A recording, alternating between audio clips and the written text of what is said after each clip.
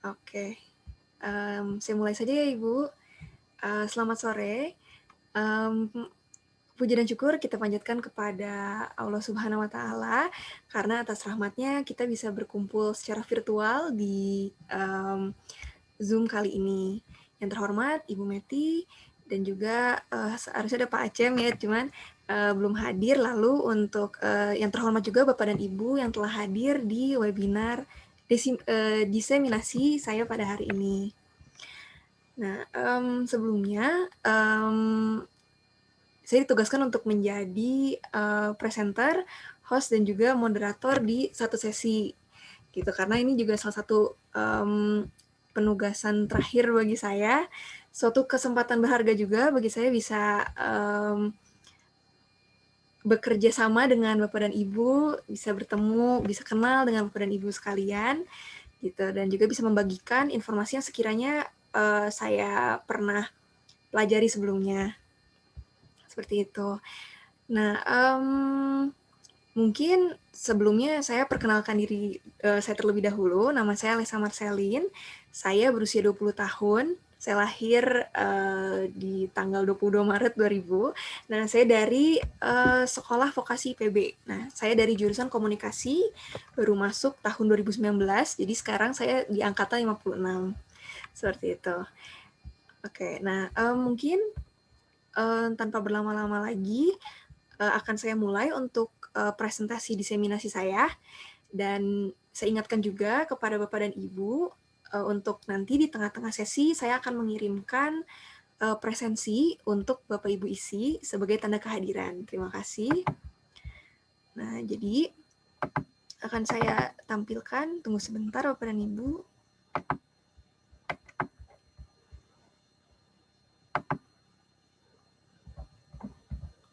Oke. Baik, sudah terlihat ya Bapak dan Ibu?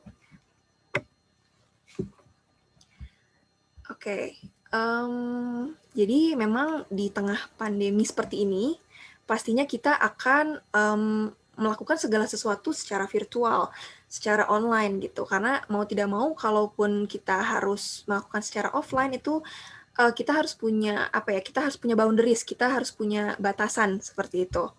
Nah, makanya jadi banyak kegiatan yang harus dialihkan ke media daring, seperti itu. Nah, makanya pada kesempatan kali ini, karena kita juga pastinya akan menemukan banyak sekali kegiatan mengenai acara atau event, maka yang akan saya bahas pada kesempatan kali ini adalah organizing an online event. Nah, sebelumnya pasti Bapak dan Ibu pasti sudah familiar dengan online event, apalagi kita sekarang sedang mengikuti kegiatan tersebut gitu ya. Kita sedang menjalani kegiatan secara online. VCT ini juga termasuk kegiatan online seperti itu. Nah, terus nih, saya memiliki contoh 2 screenshot yang saya miliki di drive saya, seperti itu. Nah, yang pertama yang di sebelah kiri ini adalah kegiatan di kampus saya, yaitu adalah workshop untuk singing choir untuk UKM yang saya ikuti, yaitu paduan suara mahasiswa. Nah, jadi memang seharusnya kita tuh akan mengikuti perlombaan di FPS ITB, yaitu adalah Festival Paduan Suara di ITB. Nah, namun memang kegiatan tersebut harus dengan berhati harus kita lakukan secara online, dan karena baru saja masuk beberapa anak tahun ajaran baru, anak-anak 57, seperti itu, jadi kita melaksanakan workshop. Nah, jadi kita melakukannya secara online, jadi kita melakukannya secara daring dan juga maksudnya tidak secara langsung seperti itu. Nah, lalu yang di sebelah kanan ini mungkin tidak terlihat jelas ini maksudnya ini siapa gitu ya. Nah, yang di sebelah, jadi untuk perempuan yang di sebelah ini adalah beauty influencer. Nah, yang di sebelah kanannya itu adalah moderator untuk acara webinar yang saat itu kelas saya lakukan untuk penilaian event organizer di kampus, mata kuliah event organizer. Nah, saat itu ini kita sedang mengadakan webinar yang bertemakan beauty. Nah, saat itu kita akhirnya bisa mengundang beauty influencer, terus juga ada psikolog. Nah, kenapa kita jadi undang psikolog gitu? Karena memang fokus kita itu untuk mengenai insecurity. Seperti itu. Lalu juga ada pengisi di antara sesi sharing beauty influencer ini dengan psikolog, itu di tengah-tengah kita mengadakan sesi untuk semacam performance gitu dari salah satu penyanyi yang terkenal karena cover gitu ya untuk di seusia saya gitu. Jadinya nah ini tuh nama acaranya adalah Beauty in Your Own Way seperti itu. Nah, lalu nama IO kita adalah Groovy Team saat itu. Nah, karena ini juga jadinya kita mau tidak mau mempelajari nih apa itu event organizing seperti itu. Karena memang di saat ini cukup hektik juga di tengah pandemi, kita harus tetap melaksanakan webinar sebagai bentuk penilaian untuk mengisi penugasan gitu ya di kampus. Jadi kita akhirnya tetap melaksanakan webinar seperti itu. Yang seharusnya kita melaksanakannya secara offline. Nah, jadi ini adalah contoh yang bisa saya tunjukkan kepada Bapak dan Ibu serta teman-teman, contoh dari event online yang saya laksanakan seperti itu. Nah, lalu pastinya kita perlu tahu nih apa itu online event gitu kan. Nah, apa sih online event? Sebenarnya pengertian itu mudah sekali. Itu adalah pengertian dari kedua kata online event. Online itu daring, event itu acara gitu ya. Jadi pengertiannya adalah acara yang dilaksanakan secara daring gitu. Jadi sebenarnya memang sama saja ya pengertiannya seperti kata-katanya seperti itu ya. Jadi memang secara daring atau menggunakan akses internet seperti itu. Lalu selanjutnya, nah kita jika menemukan jika kita melaksanakan event organizing seperti itu, kita akan menemukan tahapan-tahapan dari event management. Nah, event management ini tuh adalah proses kita untuk mengatur acaranya itu agar bisa berlangsung secara baik gitu ya, dari awal hingga akhir. Jadi ada manajemennya gitu. Nah, yang pertama itu ada tahapan yang pertama yang harus kita lakukan adalah research. Nah, di research ini tuh kita bisa membuat pertanyaan kepada diri kita sendiri seperti ini. Siapa ya kira-kira sasaran yang kita pengen sasaran yang ingin kita capai gitu. Maksudnya usia berapa, latar belakang seperti apa, seperti itu. Dan juga mungkin ingin misalnya sekarang yang lagi sering dibahas tuh apa ya? Nah, waktu itu mengapa saya memilih untuk membicarakan tentang beauty karena ternyata angka insecurity atau tidak percaya diri itu cukup meningkat di tengah pandemi seperti itu. Makanya jadi kita memilih bagaimana kalau kita memilih untuk topik tentang beauty saja dan itu lebih diverse karena memang sasaran kita saat itu adalah laki-laki dan perempuan seperti itu. Jadi kita tidak memandang yang sasaran kita itu harus perempuan seperti itu. Nah, yang setelahnya adalah desain. Nah, maksudnya desain di sini adalah kita itu harus bisa mendesain acara kita itu ingin berlangsung seperti apa. Dengan caranya apa nih? Kita bisa mencari idenya. Ide untuk acara kita itu adalah prosesnya adalah melalui brainstorming. Nah, brainstorming ide acara. Nah, brainstorming ini tuh membutuhkan kreativitas, membutuhkan diskusi dengan tim gitu ya, jadi membutuhkan kreativitas. Dan juga di tahap ini itu ada studi kelayakan. Nah, maksudnya studi kelayakan itu apa? Jadi kita memang harus sebelum kita mengadakan event, kita tuh harus bisa menguji kelayakan dari misalnya kita ingin memakai Zoom yang premium tapi bisa menampung 1.000 orang. Nah, berarti kita harus bisa menyesuaikan, kita harus menyewa Zoom-nya di mana. Nah, itu kita harus bisa menentukan untuk anggaran dan juga untuk SDM. Nah, SDM di sini itu kita bisa menentukan kira-kira kita mau mengundang siapa ya untuk jadi pembicaranya seperti itu. Nah, itu bisa dimasukkan ke dalam desain acaranya. Nah, lalu ada planning. Nah, planning di sini itu ada 3 dasarnya, yaitu ada waktu, tempat dan waktu dan tempat seperti itu. Nah, jadi memang kita bisa waktu, tempat dan juga tempo gitu. Nah, jadi memang waktu itu memang kita harus bisa menentukan nih. Kalau misalnya kita ingin melaksanakan webinar di saat ini, itu memungkinkan tidak ya? Nah, tempatnya. Nah, mungkin kalau saat offline tempat itu bisa di convention hall atau lain sebagainya. Namun mungkin tempat di sini kita bisa memilih media seperti apa yang ingin kita pilih. Nah, seperti itu. Lalu ada yang keempat, ada coordination. Nah, coordination ini adalah bagaimana cara kita melaksanakan dan mengeksekusi sebuah acara. Nah, di fase ini, di tahap ini, itu yang sangat dibutuhkan adalah komunikasi antar anggota. Nah, terus lalu juga tugas dari event manager itu juga sangat berperan, sangat penting untuk mengambil keputusan. Seperti itu, setelah kita melaksanakan research, kita melaksanakan desain kegiatan yang mau seperti apa, planning, lalu kita berkoordinasi bersama untuk menentukan nih bagaimana sih kita ingin membawa acara ini. Seperti itu.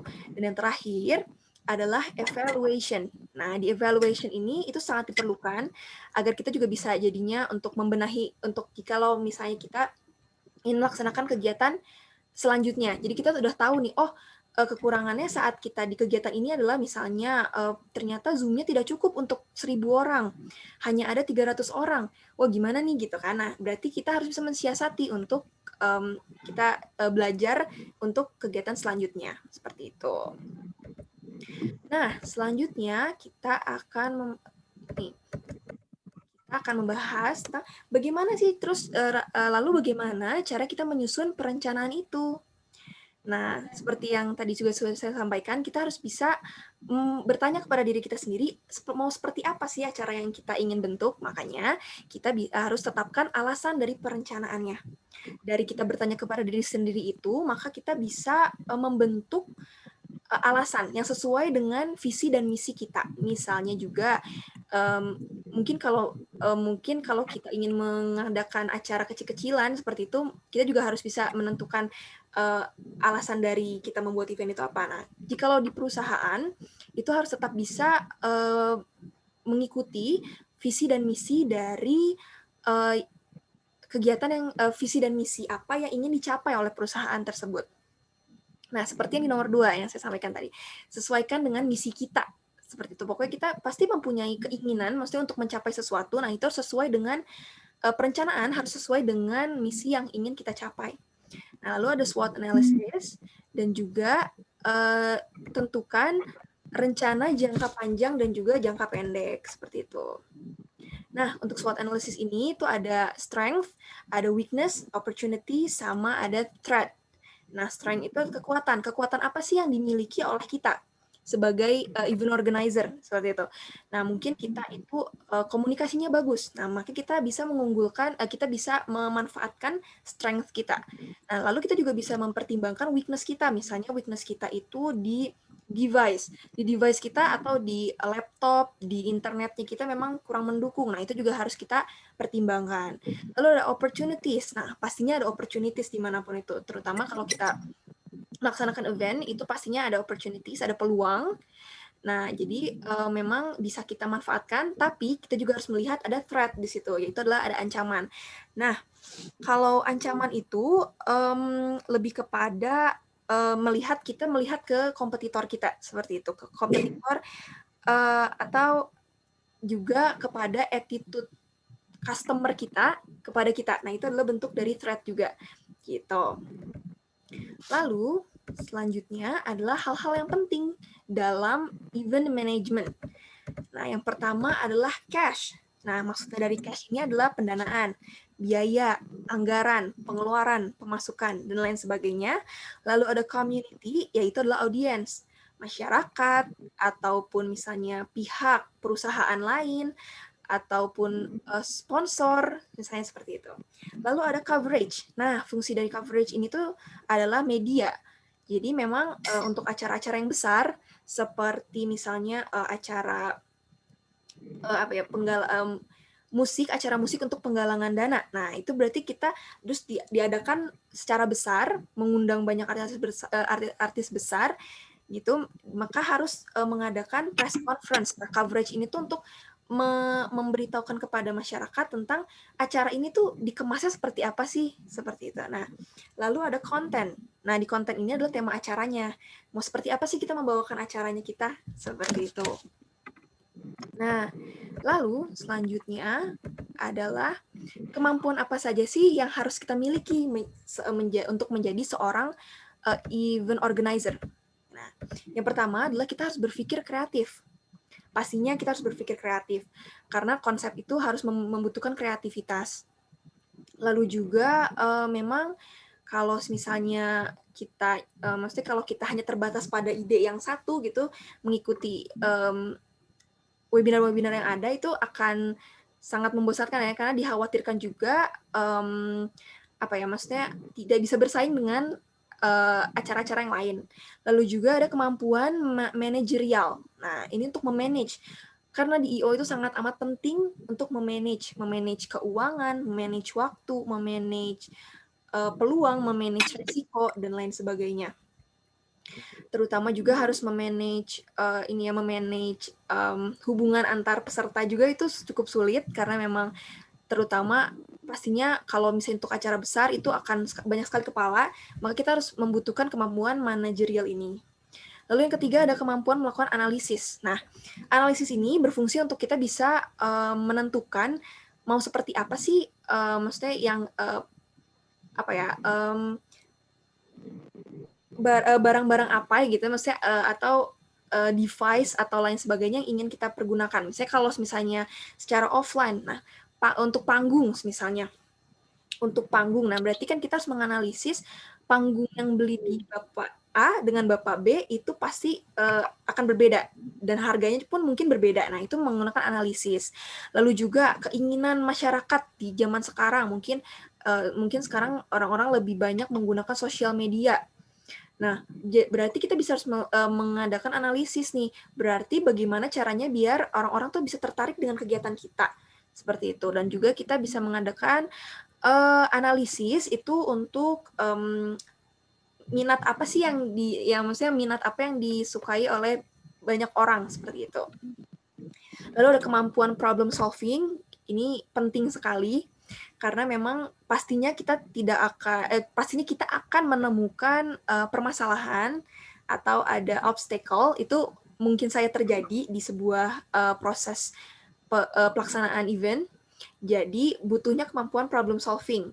Lalu ada kemampuan kerja tim, yaitu juga harus bisa kerjasama, juga keterampilan dalam berkomunikasi. Karena miskomunikasi itu adalah salah satu hal yang bisa berpotensi menyebabkan gap gitu ya, menyebabkan ke sebuah kayak semacam kegagalan dalam proses pembuatan event seperti itu, dan itu cukup krusial. Jadi memang harus adanya keterampilan komunikasi. Dan yang terakhir juga ada keterampilan negosiasi. Nah, di keterampilan negosiasi ini itu sangat dibutuhkan juga, karena kita pastinya akan bertemu dengan vendor, kita akan menemukan dengan media partner, kita akan bertemu dengan pers, kita akan bertemu dengan yang terpenting adalah sponsorship. Nah, dengan kita mengajukan negosiasi itu pastinya kita juga bisa ada peluang untuk menguntungkan pihak kita gitu, karena kan memang event itu harus bisa menguntungkan kita ya, dari segi maksudnya keberhasilan acaranya, dan juga feedback untuk kita secara material ataupun dari hal-hal lain seperti itu. Jadinya memang keterampilan negosiasi itu sangat penting.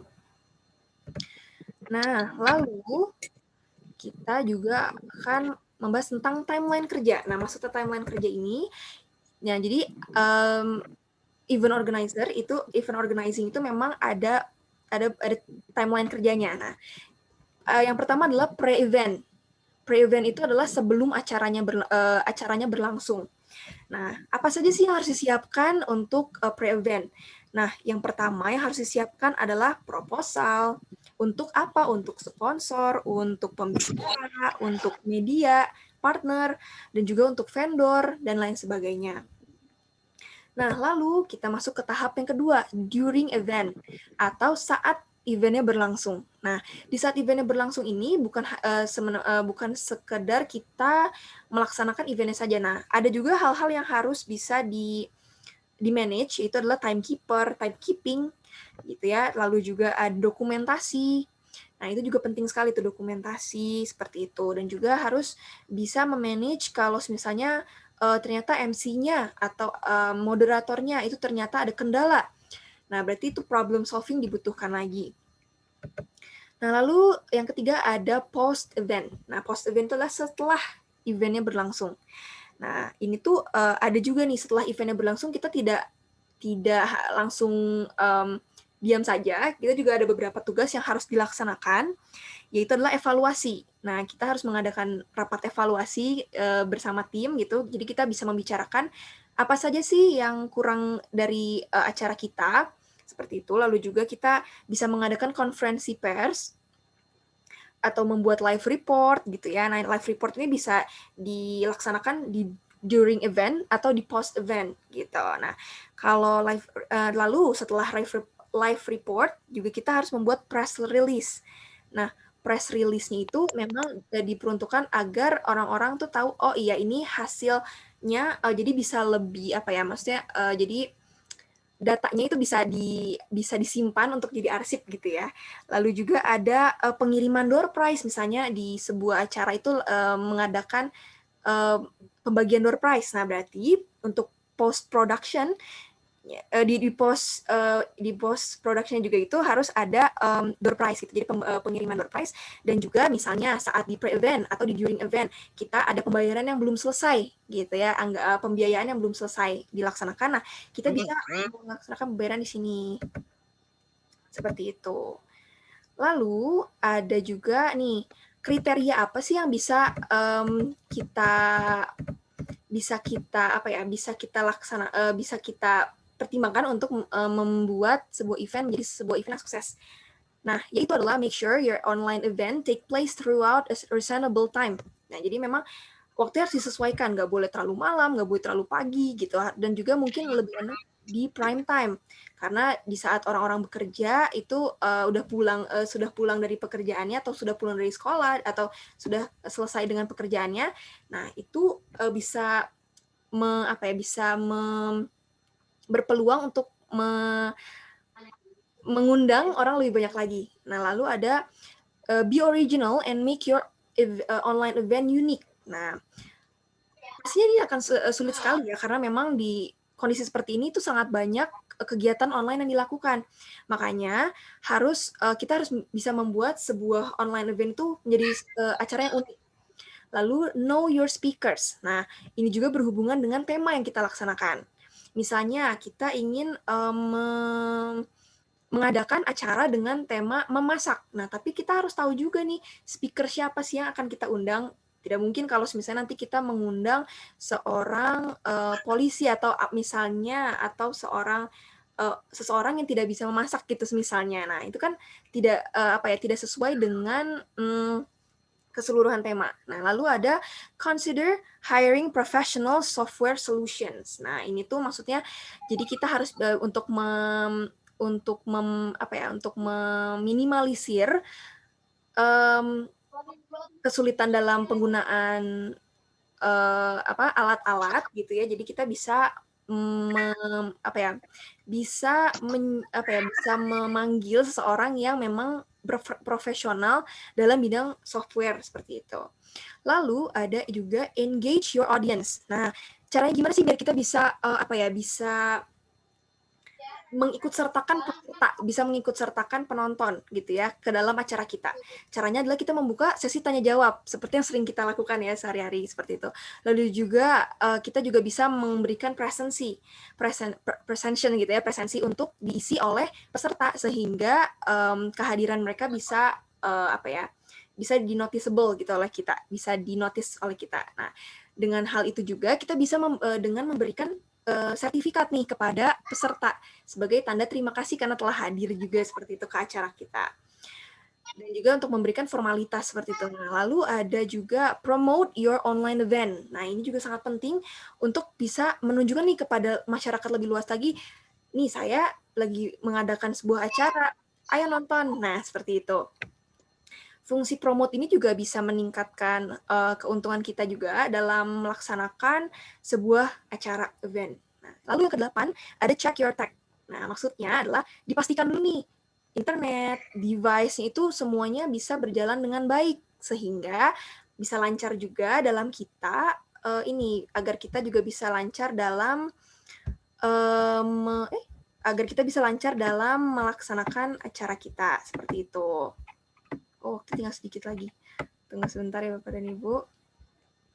Oke, nah lalu yang selanjutnya adalah yang selanjutnya adalah run a content strategy gitu ya. Nah, mungkin ini akan saya cepat saja ya untuk menjelaskannya. Apa sih yang harus disiapkan juga, yaitu adalah membuat invitation atau undangan kepada VIP atau lain sebagainya, siapkan jadwal, rundown, atau agenda. Nah, ini penting sekali rundown ya untuk kegiatan acaranya berlangsung seperti apa. Adakan technical meeting, jadi kita bisa menentukan detail-detail apa sih yang harus kita tambahkan. Nah, lalu juga ada tentukan goals event, sesuai dengan visi dan misi kita. Nah, ini adalah aplikasi yang bisa digunakan oleh Bapak dan Ibu serta teman-teman dalam melaksanakan acara event online gitu. Jadi memang bisa secara langsung di Zoom gitu, tetap maksudnya dua arah, atau di YouTube nih secara yang lebih cenderung satu arah seperti itu. Lalu, apalagi harus diperhatikan, ada UI-nya atau user interface-nya harus mudah digunakan. Opsi untuk registrasi, maksudnya mempermudah kita dalam opsi registrasi. Lalu ada proses pembayarannya juga harus mudah. Aksesnya juga mudah untuk segala device. Fitur keamanan, nah ini penting karena banyak nih akhirnya yang banyak penyusup gitu ya untuk masuk ke acara kita dan mengganggu gitu. Lalu ada acara harus menunjukkan kualitas. Nah, kita kan menunjukkan sesuatu dipromot, kita mempromot acara, kita juga harus bisa menunjukkan kualitas dan juga manajemen risiko. Jadi kita harus bisa menyiapkan plan B. Nah, pastinya Bapak dan Ibu juga sudah melaksanakan acara daring ya, gitu. Jadi memang sudah acara apa saja nih yang sudah Bapak, Ibu, dan teman-teman laksanakan atau ikuti, seperti itu. Nah, lalu saya juga punya ide nih untuk acara online yang bisa dilaksanakan oleh Bapak dan Ibu, gitu.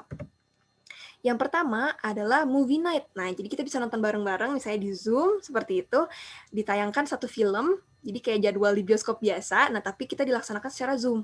Lalu ada virtual activity a-thon. Nah, maksudnya apa nih?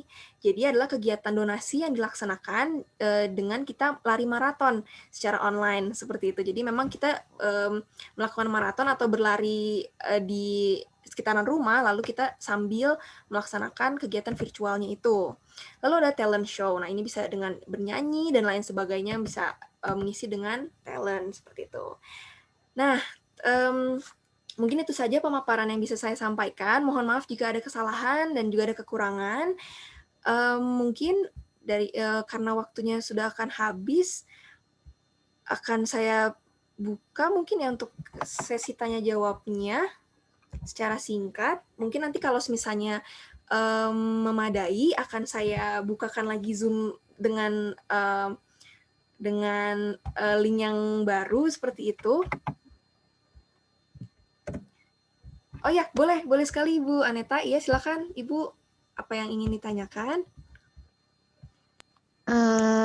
Sedikit aja Mbak Alessa tadi, Ya. saya nggak apa-apa ya izin pakai suara tapi tidak hidupkan kamera dulu. Iya, tidak apa Tadi Ibu menarik Aneta. tentang engage audience ya. Nah, kalau virtual itu kan kadang-kadang jenuh ya kita, dan misalkan gini, kita nggak bisa memaksakan orang untuk matiin kamera karena dia ngezoomnya atau dia menggunakan aplikasinya di rumah yang nggak memungkinkan lah misalkan untuk menampilkan gitu ya, menampilkan wajahnya. Nah, kalau menurut Mbak Alisa sendiri, untuk menghindari kebosanan ketika misalkan ada webinarnya itu berjam, misalkan lebih dari 1 jam, kan bosen ya kadang-kadang. Ada trik-trik khusus nggak? Misalkan ice breaking-nya kayak apa gitu. Kalau kita offline kan kita bisa nih tiba-tiba jeda, kita bagiin door prize, terus apa gitu. Nah, kalau ice breaking buat online kira-kira seperti apa tipsnya? Oke, baik Ibu Aneta. Nah, saya langsung menjawab saja Ibu. Jadi memang kalau untuk ice breaking-nya itu bisa dilaksanakan pakai aplikasi seperti Kahoot misalnya Ibu Aneta. Nah, itu adalah salah satu aplikasi yang bisa digunakan juga. Jadi semacam kuis gitu ya untuk kayak untuk mengisi trivia atau lain sebagainya. Nah, itu cukup seru juga untuk dijadikan ice breaking karena akhirnya nanti bisa ada leaderboard gitu ya, jadi bisa melihat oh ini yang menang ini ya, ya itu bisa jadi ada kesan serunya juga di situ Bu Aneta, atau juga bisa menunjukkan musik gitu, misalnya mengundang apa ya, mengundang seseorang yang memang bermusik seperti itu. Nah itu juga bisa meningkatkan apa ya, bisa meningkatkan mengurangi, maaf Ibu, bisa mengurangi tingkat rasa bosan di peserta seperti itu Ibu Aneta. Oke, terima kasih Mbak. Nanti saya coba. Oke, siap Terima Ibu kasih. Aneta. Terima kasih Ibu atas pertanyaannya. Nah, mohon maaf sekali memang untuk pertanyaannya hanya bisa sedikit karena memang waktunya ternyata sudah sedikit lagi. Tadi ternyata pemaparan materi saya cukup panjang. Jadi mungkin untuk Ibu Meti dan juga Pak Acem kira-kira ini tidak apa atau harus saya kirimkan lagi Zoom-nya link baru atau bagaimana ya, Bapak Ibu? Ya, selamat sore. Assalamualaikum Bu Alesa. Ya, Waalaikumsalam. Oh ya, tunggu sebentar ya Pak Acem. Iya, untuk Ibu Laras, mohon tunggu sebentar ya Ibu, karena sudah raise hand. Ya, mari Bapak Acem. Ada apa Bapak? Jadi Bu Alesa untuk diseminasi ini sudah ngundang dari pihak luar belum? Untuk 3 orang yang di luar non peserta. Jadi memang tadi saya sudah mengundang teman-teman saya, cuman memang ternyata jadi teman saya ini satu kelas Bapak, jadi memang sedang ada kelas gitu, jadi memang belum bisa ikut untuk hadir acara ini, seperti itu sih Bapak. Oh iya iya. Oke oke oke. Gak apa-apa. Yang penting jalan ya rekamannya ya. Rekamannya aman, nanti mungkin kalau misalnya itu Oke. nanti akan saya bagikan juga untuk teman-teman saya jadi bisa nonton seperti itu Bapak. Iya. Oke, terima kasih Bu Alesa ya. Dilanjut saja. Oke, saya Assalamualaikum. lanjut ya Pak ya. Ya, Waalaikumsalam. Mari Bu Laras, ada Iya, pertanyaan? terima kasih Kak Alesa. Ini saya ada pertanyaan. Mari Ini Ibu. kan Kak Alesa mungkin penyelenggaraan meetingnya itu untuk tadi penjelasannya itu lebih ke arah yang jangka, bukan untuk yang lebih ke yang acaranya luas dan besar. Begitu kalau saya tangkap dari penjelasan Kak Alesa tadi ya. Jadi yang saya mau tanyakan adalah Kak Alesa ini menurut pengalaman Kakak sendiri ketika menyelenggarakan seminar online dengan undangan yang besar gitu ya di atas 100 orang, paling efektif tuh mengadakan kepanitiaan dengan jumlah berapa dan tugasnya apa saja gitu. Menurut pengalaman Kak Alesa gitu kan tidak selalu jumlah panitia banyak itu efektif ya. Kalau menurut Kak Alesa sendiri bagaimana gitu pembagian tugas dan jumlah orangnya? Terima kasih. Oke, baik Ibu. Oke, iya. Baik Ibu Laras, jadi memang untuk tadi itu untuk acara besar ya. Nah, namun kalau untuk acara yang lebih sedikit, saya sendiri tuh sudah pernah melaksanakan sebagai kepala divisi. Jadi memang kalau semakin banyak anggota di bawahnya malah semakin banyak ide-idenya, jadi semakin memang terhambat ya, seperti itu. Jadi memang mungkin untuk divisinya itu dibutuhkan yang terpenting itu menurut saya itu desain, humas untuk publikasi, keamanan jika memang dibutuhkan, jikalau offline seperti itu. Lalu juga ada sponsorship, liaison officer, jadi memang untuk yang mengatur dari satu pihak ke pihak lainnya. Lalu juga mungkin untuk humas tadi sudah saya sebutkan ya Ibu. Lalu juga ada ya ketua, sekretaris, bendahara dan lain sebagainya. Penanggung jawab apa untuk penanggung jawab untuk penyewaan tempat dan lain sebagainya seperti itu Ibu. Jadi untuk dari divisi sendiri menurut saya sih terlalu banyak orang malah menghambat seperti itu Ibu. Seperti itu. Mungkin sudah cukup Ibu jawaban dari saya. Oh ya sudah less than 1 minute. Oke, mungkin sudah cukup ya Ibu ya. Nah, saya ingatkan lagi juga kepada Bapak dan Ibu untuk mengisi presensi di chat. Seperti itu. Jika memungkinkan, bisa bertanya langsung juga kepada saya jika ada pertanyaan. gitu. Nah, mungkin saya juga jadi terburu-buru, ini mohon maaf sekali Bapak dan Ibu dan juga teman-teman. Jadi mungkin saya akhiri saja, nanti untuk screenshot-nya sudah saya screenshot, seperti itu Ibu. Jadi memang terima kasih banyak telah hadir di webinar ini, mohon maaf jika ada kesalahan. Saya tutup untuk sesi kali ini. Wassalamualaikum warahmatullahi wabarakatuh. Mohon maaf ya Bapak dan Ibu, jadi terburu-buru karena udah less than 1 minute. Waalaikumsalam warahmatullahi wabarakatuh. Waalaikumsalam. Ya, terima kasih banyak Bapak dan Ibu yang telah hadir di diseminasi saya, seperti itu.